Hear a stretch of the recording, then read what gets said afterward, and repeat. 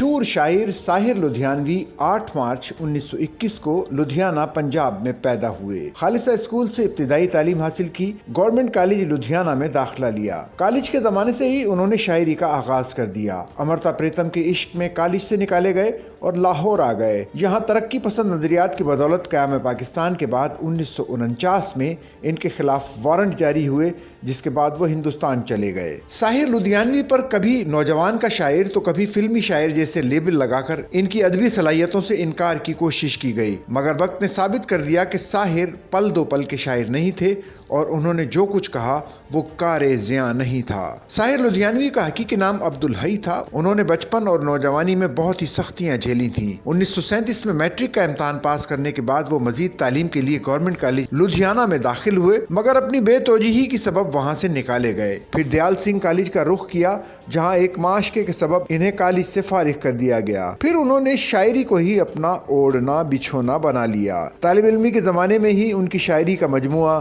تلخیاں شائع ہو چکا تھا، جس نے اشاعت کے بعد دھوم مچا دی تھی۔ ساحر لدھیانوی کا گھرانہ علمی و ادبی نہ تھا، نہ اسے شاعری ورثے میں ملی، نہ ان کی آنکھ کسی خوبصورت ماحول میں کھلی۔ ماحول نے ان کو بے اطمینانی اور بے کیفی دی۔ وہ اس ماحول میں خود کو اجنبی محسوس کرنے لگے۔ معاشرے کا زہر ان کی رگ و پے میں سرایت کر گیا اور پھر انہوں نے اس زہر کا تریاق شاعری میں ڈھونڈا۔ اپنے نفرت کے جذبے کو تسکین دینے اور معاشرے کو اس کا چہرہ دکھانے کے لیے انہوں نے شاعری کا سہارا لیا، جو ان کو قدرت کی طرف سے ودیعت کی گئی تھی۔ ساحر کی رنگ پر آئی ہوئی شاعری 3 دہائیوں پر پھیلی ہوئی ہے۔ ساحر کے یہاں شور و پکار نہیں، احتجاج ہے۔ شان و شکو نہیں، ڈرامائی تناؤ ہے۔ تمطراق نہیں، بلکہ ہر ایک منظر اپنی اذیت یا مسرت کا اظہار ہے۔ مصرے ان کے ہاں اکھڑے ہوئے ملتے ہیں۔ 25 اکتوبر 1980 کو غم دوراں اور جانا جھیلتے اس شاعر کا ممبئی میں انتقال ہو گیا اور وہیں قبرستان میں ان کی تدفین ہوئی۔